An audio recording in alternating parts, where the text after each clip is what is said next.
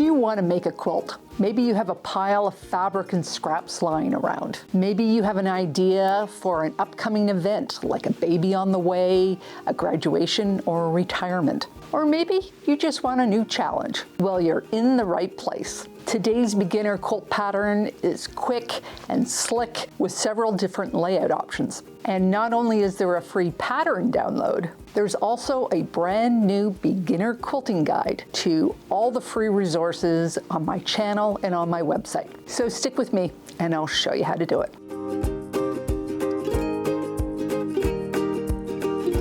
Hi there, I'm Karen Brown of Just Get It Done Quilts. I give you tips, tricks, and strategies to help you make the quilt that you want to make. And if you like what you see, please click that subscribe button. If you've been curious about quilting but are feeling just a little intimidated, today's video is for you. I'm going to walk you through how to make the quick and slick quilt, step by step. There are actually 3 parts to this quilt series, and by the end, you'll have the confidence to start and finish your very first quilt. In part 1, we will cover fabric choices, quilt sizes, the block, how to cut the block, how to lay them out, and how to assemble all the blocks into a quilt top. In part 2, sandwiching, quilting, squaring up, labeling, and binding. And in part 3, we will take this technique a step further with alternate block sizes, with alternate layouts, and several ways to personalize your project. It's all beginner friendly, so do not hesitate to grab your favorite fabrics and sew along with me, or just watch and sew along later, your choice. Just a few points first. This quilt is considered very easy because we're only using squares and rectangles. Plus, this quilt layout staggers the blocks, so none of the seams need to nest. And the only assumption that I am making for this video is that you know how to use a sewing machine. You will learn so much in this process, so it's good to keep it simple where you can. And that means working with only one kind of fabric. In quilting, we like to use 100% woven cotton. Quilting cotton has a tight weave, and it's also only printed on one side. So it comes in widths of 40 to 44 inches. It sews smoothly, presses well, and is easy to clean. So it's perfect for your first quilt. If you have already been to a quilt store, you might have spied these charm packs. These are 42 pieces of 5-inch squares, normally from one fabric designer and from one fabric line. And although these can be more expensive than fabric off the bolt, they are already cut to the size that we're going to use today, and the fabrics all coordinate, so it's going to save you time. This pattern is also perfect for that box of scraps that you want to use up, or maybe you have some shirts you want to upcycle. Both will work well with some strategic cutting. Now, you can also purchase your fabric by the yard or by fat quarters, which is just a half yard cut in half down the middle. You can cut 12 5-inch squares from a fat quarter, and you can cut 16 5-inch squares from 1/3 of a yard. But the most important trait that the fabrics in our quilt need to have is they need to be soft against the skin. You may be wondering if you can use denim, knits, or other stretch fabrics. You can, but that will be best left for another video after you learn the basics.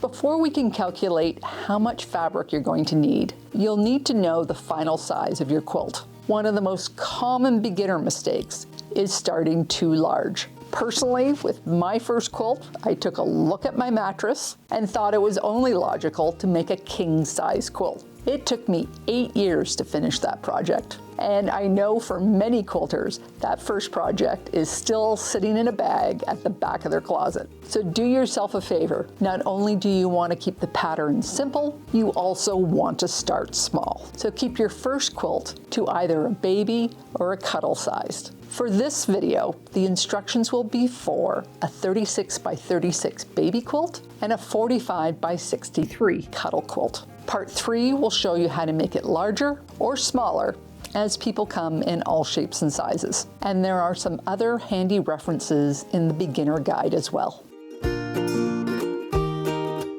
We are cutting 5-inch blocks of fabric, and we refer to this size as unfinished. In quilting, we sew blocks together with a 1/4-inch seam, and when all the sides of a block are sewn, it is said to be finished. To calculate that size, you deduct a 1/2 inch from the height and 1/2 inch from the width, which means our block will finish at 4.5 inches. And this calculation works for all squares and rectangles. I just want to repeat this again because for some people they find it tricky. So unfinished, it measures 5 inches, and finished, it measures 4.5. And that means we need 64 blocks for a 36 by 36 baby quilt, which is 2 charm packs, and we'll need 140 blocks for the cuddle/lap size quilt, 45 by 63, which is 4 charm packs. When choosing fabrics for your quilt, the key point is contrast. You want some distinction between the block so that you can see the layout.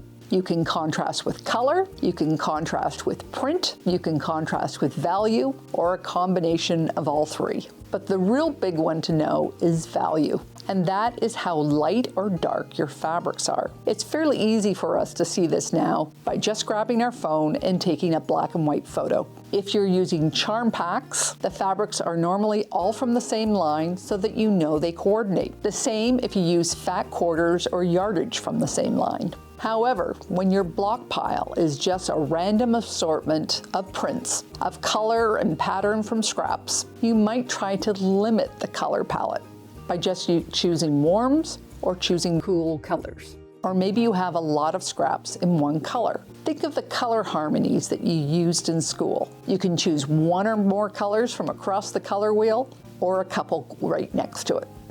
Now, if you want to dive in to color for the quilter, the beginner guide has links to a 4-part series on color theory and several free handouts to go with them. In part 3 of this series, there will also be a couple of different layouts based on color as well. If you are using charm packs, you can skip this step because your blocks are already the right size, so there is no cutting. In quilting, how well your blocks fit together is all about accuracy, and cutting straight is a foundational skill that you need to practice. In quilting, we use a rotary cutter system, which consists of a PVC cutting mat, a rotary cutter, and a ruler with a thick edge.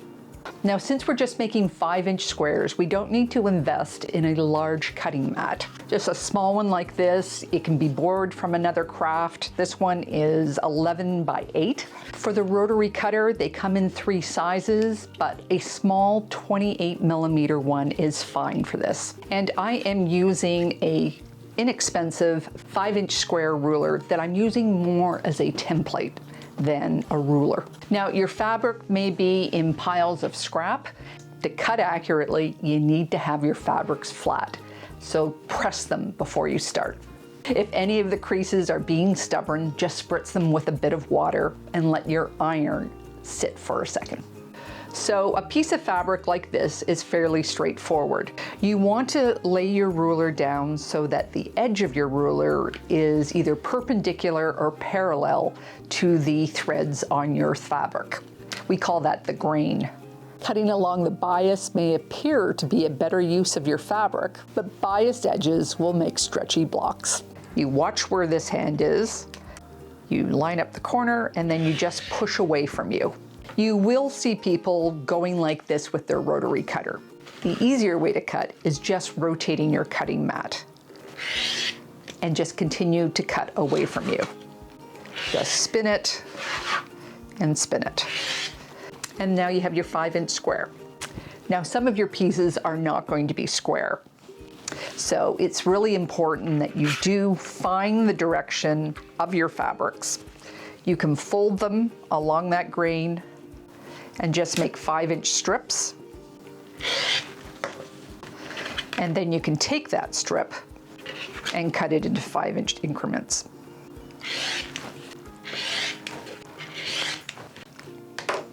And repeat. Now, if you have long strips like this, you can see that there's a selvage on the end. Make sure you remove the selvage.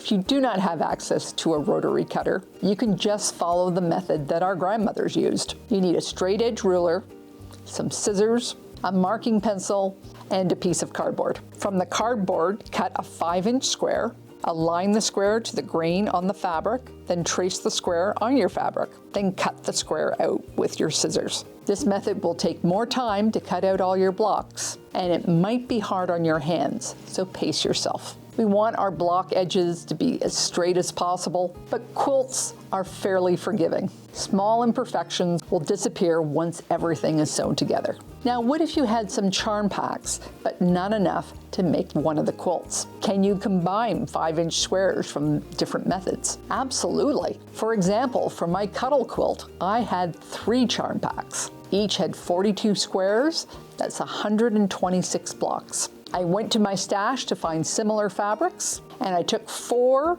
from a strip from a fat quarter, and 8 from a width of fabric strip, and 4 I made from my scraps. Now comes the fun part, laying out your quilt. First, take some masking tape and measure out the quilt size. I have a DIY design wall. For my first 5 years of quilting, I used my bed as my design wall, as that was the biggest flat surface in my home. You can use the floor, but that is problematic if you have animals. There is also my dollar store hack, that you use a flannel-backed tablecloth. So this is the technique. We're going to lay out our first row like this, one at a time. The second row starts a half a block over. Then the third row aligns with the first row, and the fourth aligns with the second. And we'll repeat this pattern until we reach the bottom. The baby quilt has 8 blocks per row and 8 rows. The cuddle quilt has 10 in each row and 14 rows. With this layout, you can make all sorts of patterns depending on your assortment of fabrics. But today we are going to cover the scrappy, and we're going to cover the 4 at a time. So scrappy works well when you have a large assortment of fabrics, like from scraps or upcycled shirts. Just lay out your blocks randomly with a 1/2-inch overlap. And remember, every other row is staggered by a 1/2 block. After they are all on the wall, stand back, get your camera out, and take a black and white photo. Do you like the balance? Move the blocks around until you're satisfied. Another strategy is to divide your blocks into 4 different piles based on value: dark, medium light, and light. And this method also works well for charm packs. Starting with the dark, place 1 of each pile and repeat. Start the second row with the medium light. Row number 3, you start with the dark, and row number 4, you start with the medium light. And just repeat this pattern till the bottom. And when you're done, stand back, take a black and white photo, and check the values. Do you have flat spots or clumps of darks? And just adjust as necessary. For me, this stage in the process can be quite challenging, even though I love playing with my fabrics. First of all, it takes way longer than I think it will. And the cuddle quilt takes twice as long as the baby quilt does. But 2, I often start moving blocks around thinking that there is this ultimate perfect layout to be had. I just need to find it. And I can end up spiraling for hours. So I have learned, once I have all the blocks on the wall, to put on my timer for 30 minutes. When it goes off, I take a break in another space for at least 15 minutes. Then I can come back with fresh eyes and reassess. And I often just accept it the way it is. When you are happy with the layout, take the first block from row number 2 and cut it in half, placing one part at the beginning of the row and the other part at the end of the row. And repeat this with all the even numbered rows. If desired, you can mix up the half blocks on the very end, or use another block in your stash, just cut in half. Now be sure to take one last photo of your layout, so if disaster strikes, you have a reference photo to refer to. Ask me how I know that one. Finally, we're at the assembly. Take a moment to clean your machine and wind a fresh bobbin. Please do not use that old thread that you have inherited. Thread has a shelf life, and any spool over 10 years old should not be used for quilting. A 50-weight thread is a good one to use. It doesn't matter if it's cotton or polyester, as long as it's soft. And if you can't remember the last time you changed your needle, change it now. Now a 70, 75, or 80 needle is fine. You can use a universal or a quilting. Your stitch length should be around 1.8 to 2.2. I like 2.0. And if you have a quilting foot, use it. Straight sewing is your second foundational skill for quilting that you need to practice. So use this tip. Take some painter's tape and stack 5 pieces on top of one another. Align these with the 1/4 inch mark on your sewing machine. Because in quilting, we sew with a 1/4 inch seam. In more advanced quilting blocks, when there are multiple pieces and angles, this step is handled differently. But for this quilt, this is all you need to do. Now we sew. Stack the blocks from row number 1 in order and take them to your sewing machine. Place block number 1 and 2 right sides together with block 2 on top. Sew along the right edge using a 1/4 inch seam allowance. Continue with the next pair, 3 and 4. Put right sides together with number 4 on top. Sew along the right edge. Repeat with the next pairs. You should have a nice chain pieced. So block number 2 to 3 with the right sides together and number 3 on top. Then sew 6 and 7 together the same way. Then sew block number 4 to block number 5. For row number 2, we have the 2 half blocks. Just sew the blocks in the row together the same way as row number 1, sewing on that last half at the very end.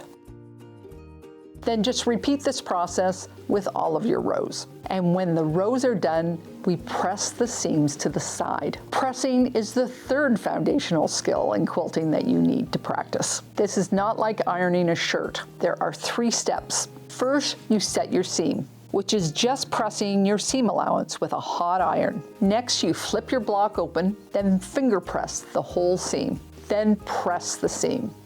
Don't swish. In more complex blocks, the pressing direction is more important. You might have heard, always press to the dark side. In this quilt, since none of the seams intersect, we don't need to worry which direction the seams are pressed to.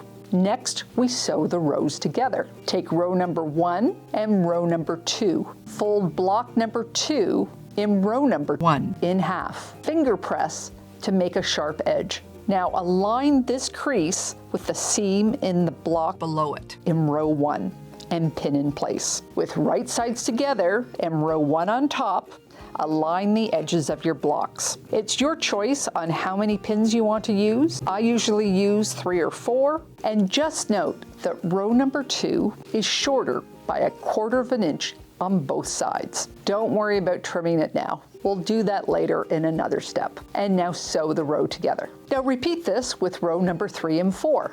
Crease the second block, align the creases with the seam below it. Right sides together and row number 3 on top. Then sew the rows together. And repeat with all the remaining pairs. On all the pairs of rows, press the long seam down towards the bottom of the quilt. This will help us in the quilting phase. Next, take the pair of rows 1 and 2 and 3 and 4. The block with the crease in the seam needs to match to the row above it. With right sides together and rows number 1 and 2 on top, sew along the long edge. And repeat with row pairs 5 and 6 and 7 and 8. Then sew those rows together. Press all seams towards the bottom of the quilt. Then sew those sew sets together. And our quilt top is done. To prevent fraying, fold with the wrong sides together.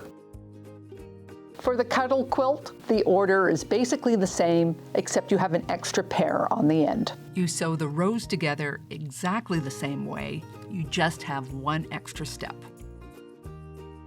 Depending on your skill level and what type of fabric you're using, this baby quilt is around a half day's work, but you take breaks when you need to. The cuddle quilt takes at least twice that time. Obviously, if you use charm squares, it's going to take less time.